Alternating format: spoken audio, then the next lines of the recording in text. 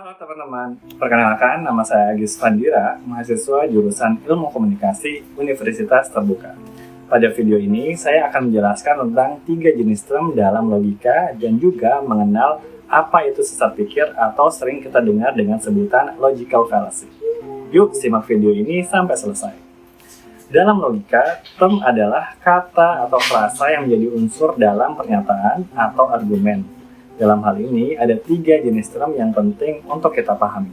Yang pertama, term berdasarkan konotasi, yaitu makna tambahan atau emosional dari suatu kata yang dipengaruhi oleh budaya, pengalaman pribadi, atau sudut pandang masyarakat.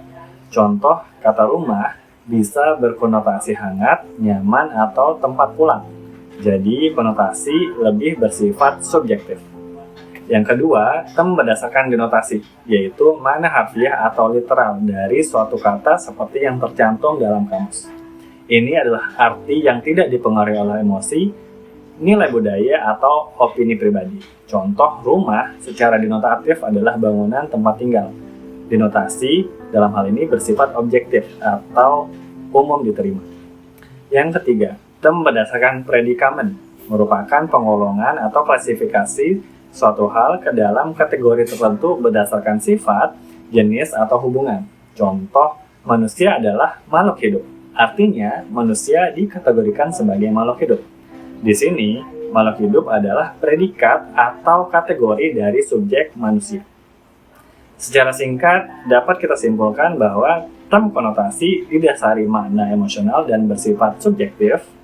Kemudian, term denotasi didasari makna literal atau sesuai dengan kamus dan bersifat objektif. Dan yang terakhir yaitu term predikamen, di mana hal ini didasari kategori penggolongan subjek sebagai bentuk klasifikasi logis. Sekarang kita masuk ke penjelasan mengenai kesesatan berpikir atau logical fallacy. Ini adalah kesalahan dalam penalaran yang tampaknya logis tapi sebenarnya keliru. Adapun salah satu bentuk logical fallacy, kita ambil contoh yaitu ad hominem.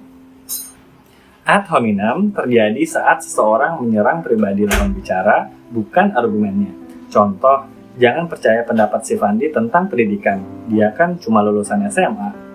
Padahal argumennya si Fandi tentang pendidikan bisa saja benar, walau pendidikannya tidak tinggi. Dalam contoh ini, tidak ada usaha untuk mengevaluasi isi argumen, melainkan hanya menyerang latar belakang pendidikannya. Kira-kira bagaimana ya caranya menghindari logical fallacy jenis ini? Yang pertama, fokus pada argumen bukan pribadi. Saat berdiskusi, kita harus menilai isi argumen, bukan siapa yang menyampaikannya. Karena dengan menyerang karakter atau latar belakang seseorang, dalam hal ini dapat berpotensi mengaburkan inti pembicaraan. Yang kedua, periksa bukti dan logika dari setiap pernyataan. Setiap argumen yang baik harus didukung oleh bukti yang valid, kredibel, dan memiliki alur logika yang jelas. So, jangan percaya begitu saja hanya karena terdengar meyakinkan. Yang ketiga, jangan terburu-buru menyimpulkan sebelum memahami keseluruhan konteks. Menyimpulkan tanpa informasi lengkap dan memahami keseluruhan konteks dapat menyebabkan pengambilan kesimpulan yang terburu-buru dan keliru. Baiklah, itu dia penjelasan singkat tentang jenis term dan logical fallacy. Dengan memahami ini, kita diharapkan bisa berpikir lebih kritis dan menyusun argumen yang kuat dan juga logis. Kalau kamu suka konten seperti ini, jangan lupa di like, share, dan subscribe ya. So, sampai jumpa di video selanjutnya.